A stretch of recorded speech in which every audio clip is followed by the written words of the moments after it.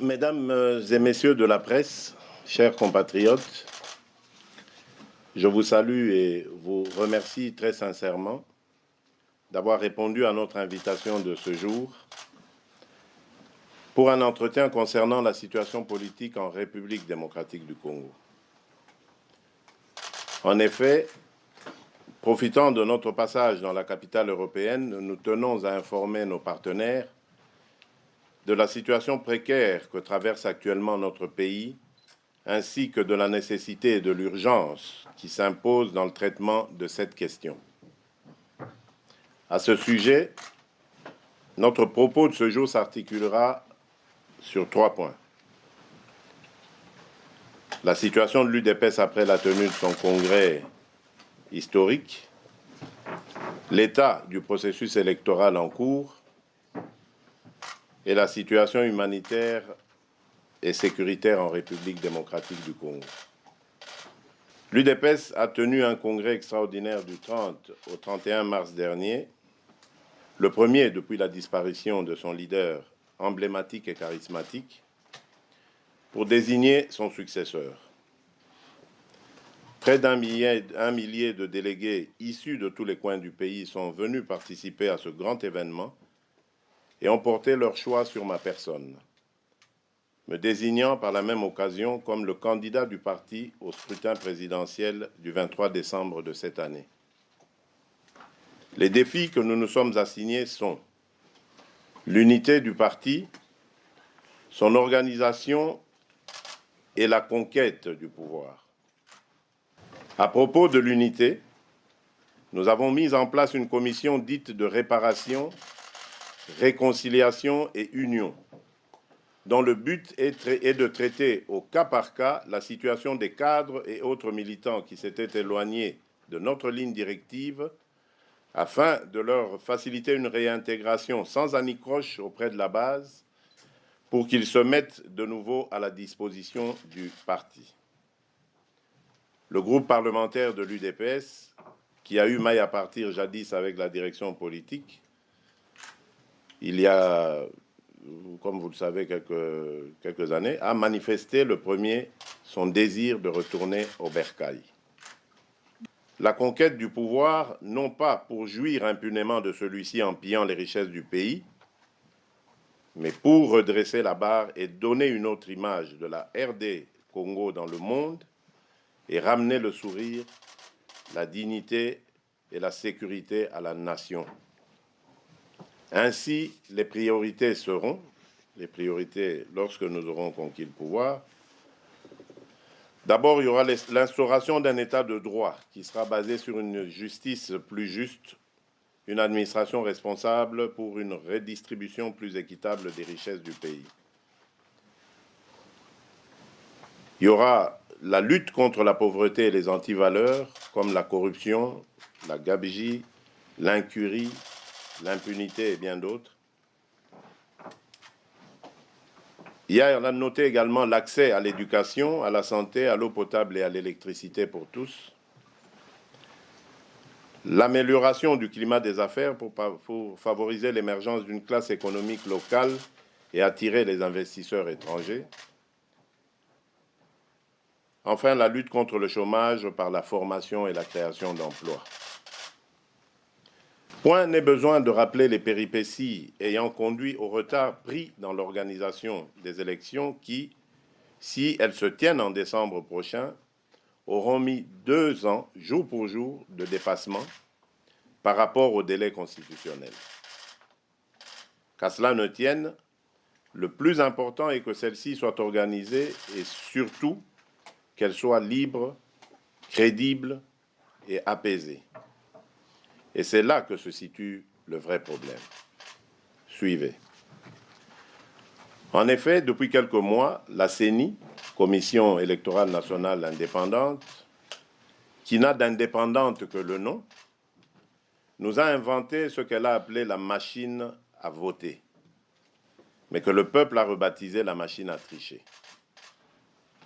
Alors qu'elle n'est mentionnée nulle part, cette machine, dans la loi électorale ou dans le calendrier, Le président de la CENI continue à l'imposer comme le seul moyen de pouvoir obtenir l'organisation des élections dans les délais. Cela d'autant plus que le délégué qui doit être désigné par l'UDPS au poste de rapporteur du bureau de la CENI tarde à obtenir son agrément. Contrairement à l'accord de la Saint-Sylvestre de décembre 2016, et alors que toutes les démarches pour ce faire ont été effectuées. Et cela il y a plus d'un an, et dans les délais requis, parce qu'il fallait le faire dans les 8 jours suivant la signature de l'accord. Nous nous demandons toujours pourquoi cette obstruction nous est infligée, alors que pour le PPRD, le PALU et le MLC, cela s'est déjà résolu depuis plus d'un an. L'autre hic qui concerne ce processus électoral, c'est le fichier électoral qui aurait été soi-disant nettoyé. La première observation faite, c'est que la CENI a publié des chiffres erronés par rapport aux résultats obtenus après le soi-disant nettoyage de faux électeurs. Depuis lors, aucune vérification n'est venue confirmer ces chiffres publiés. Les manigances observées quant à la recomposition récente de la Cour constitutionnelle, ainsi que la campagne du camp Kabila pour le renouvellement de la candidature de ce dernier par référendum, nous pouvons aisément parier sur la non-tenue d'élections cette année. Je voudrais rendre hommage aux victimes innocentes de cette barbarie qui se déroule comme par hasard à l'approche des échéances électorales, comme si elle était programmée. Selon certains témoignages obtenus, nous avions eu des délégués qui sont arrivés au Congrès venant d'Ituri. Il y aurait un groupe armé mystérieux composé d'hommes cagoulés, donc difficilement identifiables, qui s'adonnerait à ces opérations macabres dans le but de semer la haine et de déclencher une spirale de vengeance et de violence entre ces deux communautés. Le fait que le gouvernement avait mis tant de passion et d'énergie à refuser la main tendue de la communauté internationale qui, réunie à Genève très récemment, avait entrepris de chercher à trouver les voies et moyens de venir en aide aux populations en détresse dans le pays, prouve à suffisance qu'il existe dans les calculs du régime dictatorial de Kinshasa un scénario du pire. Et comme un malheur ne vient jamais seul, le virus d'Ebola a refait surface, affichant son premier cas dans une grande ville, la ville de Mbandaka. À travers ce point de presse, je tiens à lancer un appel du cœur, un appel retentissant à la communauté internationale en général et africaine en particulier, en faveur de la République démocratique du Congo, notre pays. La situation est grave, certes, mais pas désespérée. Il y a lieu d'aider à mener à bien le processus électoral pour qu'à son terme, il nous donne un nouvel ordre politique, une vraie légitimité. Seules de bonnes élections, crédibles et apaisées, peuvent y donner lieu. Nous sommes le 23 décembre de cette année, il n'y a pas d'élection. Qu'est-ce qui va se passer selon vous? Bien, c'est une très très bonne question et pour ne rien vous cacher, nous nous y préparons. C'est pour ça qu'il y a cette intense campagne diplomatique qui a commencé en Afrique, qui continue ici en Europe et qui va s'achever en Amérique, pour dire à nos partenaires que nous sommes en train, évidemment, d'aller tout droit dans un scénario similaire à celui de 2016 et de 2017, c'est-à-dire où l'on observera qu'il n'y a pas d'élection. Vous vous souviendrez que l'année dernière, lorsque nous avions au sein du Rassemblement constaté que ces élections n'auront pas lieu conformément à l'accord de la Saint-Sylvestre, nous avions longtemps parlé de la transition sans Kabila. Nous ne le faisions pas par acharnement sur un individu, mais nous le faisions en prévision de ce qui allait arriver et qui est arrivé, c'est-à-dire la non-tenue d'élection. Mais en son temps, nous reconnaissons avoir subi beaucoup de pression internationale, des pays partenaires du Congo qui nous aident dans la résolution de la crise, donc on ne pouvait pas entrer en bagarre avec eux. Nous avons donc accepté leur proposition d'abandonner cette voie momentanément, en tout cas dans notre esprit c'était le cas, pour privilégier évidemment le processus électoral, d'autant plus qu'en novembre on avait eu ce calendrier et qu'il fallait donc s'atteler à le respecter, à le mettre en œuvre. Mais vous avez entendu tout ce que j'ai dit, tout le lot de difficultés que nous avons, et il y en a que je n'ai pas cité, comme la décrispation, la libération des prisonniers politiques, le retour des exilés dans leur pays et leur participation aux élections. Donc tout cela reste des handicaps sérieux, et je passe outre les libertés et droits des individus à disposer d'eux-mêmes, de leur programme, enfin de leurs activités. Tout cela, évidemment, concourt à ce que nous soyons vraiment inquiets, à ce que cela arrive, évidemment. Voilà pourquoi nous disons, nous nous préparons à ce scénario, et cette fois-ci, la communauté internationale nous excusera, mais je crois que nous exigerons le départ pur et simple de Joseph Kabila s'il n'y a pas élection après le 23 décembre 2018.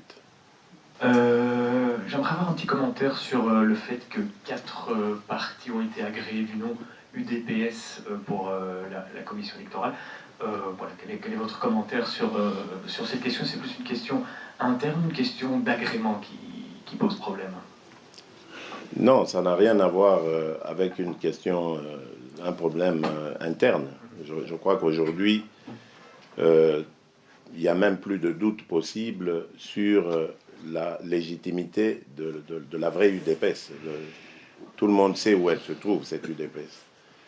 Il y a simplement le fait que le pouvoir de Kabila veut semer la confusion, comme il la sème pour le processus électoral. Il veut semer la confusion dans l'esprit des électeurs, en prévision évidemment des chiffres tronqués qu'il présentera. Et le prétexte sera, oui, mais pour l'UDPS, les voix se sont éparpillées à travers ces UDPS. Mais le scandale qu'il y a dans cette fabrication de ces deux UDPS, qui sont en fait des caisses de résonance de ce pouvoir, c'est que, à propos de l'UDPS Tchibala, par exemple, appelons-la comme ça, même si ça fait mal,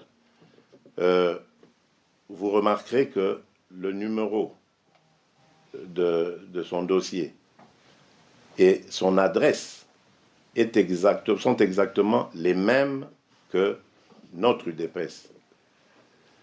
Et quant à l'autre UDPS, le peuple, vous remarquerez aussi qu'il a été porté à existence uniquement sur la lettre de cet individu qui se réclame être son président.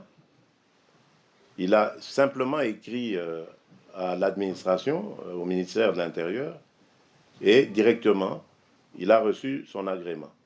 Alors que ce sigle existe, les armoiries et tout ce qui accompagne le parti existe. Et la loi interdit de créer un parti similaire à celui qui existe déjà. Donc, c'est encore là une manœuvre dilatoire dont le but recherché est de nous envoyer en fait en justice.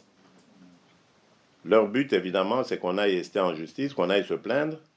Et là, évidemment, comme ils manipulent cette justice, ils vont endormir le dossier. Pendant ce temps, le processus va avancer et nous serons mis hors jeu. Vous remarquerez que, je l'ai dit, il y a des amis de l'opposition qui sont en prison, d'autres sont en exil, et il y a une soi-disant opposition, d'ailleurs à laquelle Joseph rêve avec qui il rêve de composer, et c'est celle-là à qui on veut faire la part belle, tailler un chemin pour qu'elle soit évidemment l'opposition complaisante de demain dans la configuration que veut donner à la République Joseph Kabila et ses partisans. Tous les signes montrent que M. Joseph Kabila ne veut pas partir du pouvoir. Et quelle serait la ligne rouge à ne pas franchir, à supposer que donc il pose sa candidature malgré qu'il ne peut plus la poser? Vous attendrez jusque-là ou bien vous attendrez jusqu'au 23 décembre pour exiger d'autres pressions? Merci. Vous savez, nous aviserons, c'est très difficile de le dire à cette étape. Il n'y a que Dieu qui sait ce qui va se passer exactement à ce moment-là. Ce que je peux vous garantir, c'est que nous sommes prêts à tous ces scénarios. Nous avons eu vent aussi de celui-là, de ce scénario-là, qui consiste à saisir la Cour constitutionnelle le moment venu. C'est pour ça que vous voyez tout ce remue-ménage en son sein actuellement. C'est pour, évidemment, aligner des juges qui vont, le moment venu, de manière complaisante, donner une lecture favorable à Kabila, interpréter la loi à sa faveur, en sa faveur. Et donc nous disons, nous sommes préparés à toute éventualité. Nous allons faire face à cela. Parce que pour nous, il n'est pas question de nous laisser encore marcher sur les pieds. Nous avons dénombré énormément de victimes qui sont tombées pour cette cause de l'alternance, par des élections libres, démocratiques et crédibles. Et donc il n'est pas question qu'au nom de tous ces compatriotes tombés pour la bonne cause, nous nous laissions à nouveau marcher sur les pieds. Je crois qu'aujourd'hui, il y a une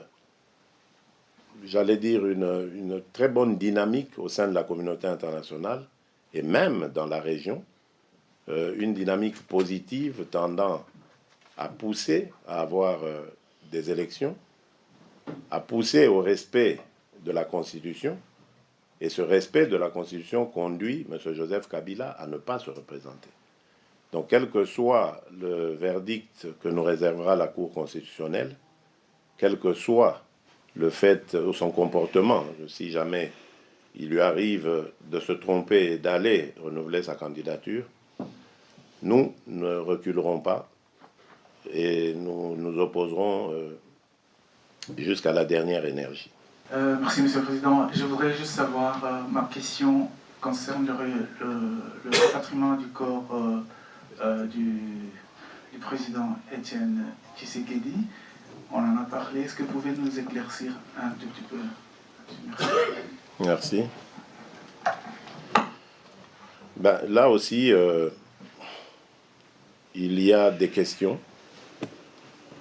Mais je dois dire quand même qu'il y a eu une éclaircie il y a quelques semaines par la signature de ce communiqué entre la famille politique et biologique, les familles politiques et biologiques d'Étienne Tshisekedi et les représentants du gouvernement. Les choses ont semblé bouger, mais elles se tassent depuis quelques jours. Elles ont bougé et nous avons tendance à penser que c'était sûrement parce que M. Kabila devait se déplacer pour Luanda, où il devait participer à un sommet où l'attendaient ses pairs, ses homologues chefs d'État. Et donc, il voulait donner une image de détente. Idem pour le meeting que nous avons tenu le 24 avril dernier sur la place Sainte-Thérèse. Il a été mystérieusement autorisé, alors que jusque-là, nous étions habitués à la bastonnade. Bon, c'était peut-être sûrement dans le but de nous voir échouer et de montrer à la fois qu'il y avait une ouverture, mais en réalité, il n'y en a pas. Donc nous sommes comme chat échaudé. Ce n'est pas la première fois qu'il y a cette initiative. Je reconnais quand même que depuis l'arrivée du conseiller, la nomination du conseiller spécial, Maître Mbouyou, les choses bougent différemment des fois passées. Mais comme je vous l'ai dit, nous sommes comme chat échaudé. Nous ne croirons que le jour où il y aura vraiment un programme établi et une date fixée pour le rapatriement du corps. Nous sommes au 16e mois, donc un jour de plus ou de moins ne fait que remuer le couteau dans la plaie, quoi. À propos justement du conseiller spécial Mbouyo, dans une déclaration, vous n'avez pas démenti les informations selon lesquelles le pouvoir tentait d'entrer en contact avec vous. Selon certaines sources, il semble que le président congolais Sassou Nguesso vous a reçu 2 fois à Brazzaville afin de vous amener à trouver un compromis avec Joseph Kabila. Est-ce que vous confirmez cette information? Non, totalement faux. Totalement faux. Je la rejette avec énergie, parce que d'abord, il n'est pas question que je devienne Premier ministre dans quelque scénario que ce soit avant les élections de cette année. Cela doit être très clair. Je l'ai dit dans un communiqué et je l'ai redit devant notre peuple, à qui d'ailleurs j'ai rappelé qu'il m'a désigné comme son candidat à la présidentielle. Donc je ne peux pas être rétrogradé à la primature. Donc ça, je veux que ce soit très clair. Il n'y a pas de discussion avec les représentants du pouvoir qui vont dans le sens de ma nomination comme Premier ministre de Joseph Kabila. C'est faux et archi-faux, mais je ne vais pas passer mon temps à toujours m'expliquer sur ça. Je donne simplement rendez-vous dans l'avenir, parce que si une telle chose doit se faire, ben elle se fera. Pourquoi polémiquer? Attendons voir, et le moment venu, ben, revenez alors reposer la question. Monsieur le Président, beaucoup dans la diaspora vous accusent à tort ou à raison d'être une opposition d'accompagnement et que vous faites le jeu des régimes en place parce que le processus électoral actuel est déjà vicié et pourtant vous y participez alors que vous savez que tout est mis en place pour truquer les élections. Alors peut-être comme on a la chance de vous avoir ici devant vous, qu'est-ce que vous pouvez dire à ces gens-là? Qu'est-ce que vous répondiez à ces gens-là? D'abord, je voudrais dire à nos compatriotes de la diaspora qui parlent dans ce sens-là que bien que je respecte leur opinion, c'est un avis, c'est une réflexion, ils ont le droit de la faire, mais qu'ils ne restent pas spectateurs. S'ils trouvent que nous sommes complaisants, ok, mais le pays nous appartient à tous. Qu'ils trouvent, eux, ou qu'ils empruntent la voie la meilleure pour eux, selon eux, qui va nous mener très rapidement au but. Et croyez-moi, nous allons nous incliner devant leur bravoure. Ce que nous donnons ce que nous pouvons. Nous ne sommes pas des surhommes. Notre force, nous la tirons du peuple. C'est ce peuple qui nous fait ou nous défait. Donc, nous allons avec les moyens que nous avons, et nous espérons y arriver. Alors pourquoi est-ce que nous avons emprunté cette voie? Nous empruntons cette voie tout simplement parce que l'autre, le contraire de cette voie, c'est celle de la violence. Mais nous ne sommes pas outillés pour aller dans une telle direction. Et le Congo a perdu tellement de fils et de filles que nous ne pensons pas que la voie de la guerre pour libérer le pays soit la meilleure. Parce que rappelez-vous, en 2016, nous avons terminé l'année sans élection. Il y a eu un accord qui a été signé. Cet accord a été torpillé. Mais vous voyez quand même que malgré cela, il y a un calendrier. Un calendrier qui comporte encore beaucoup de tares. C'est vrai, j'en conviens. Mais au moins, le calendrier est là, il a le mérite d'exister. Le processus est entamé. Il comporte encore des difficultés. Mais petit à petit, ces difficultés, j'en suis convaincu, et c'est la raison d'ailleurs de ma présence à l'extérieur en ce moment, avec la pression, nous réussirons à tout obtenir. Vous avez rendu cette semaine une visite à des députés belges de la NVA. Qu'attendez-vous du Parlement belge d'une part et de ce parti en particulier? C'était une invitation de leur part. Je crois que vous n'êtes peut-être pas au courant, mais je n'ai pas vu que la NVA. Ce matin, par exemple, j'étais avec le groupe du CDNV. Le ministre Peters était là lui-même aussi, pour vous dire. Donc, je fais la tournée des amis.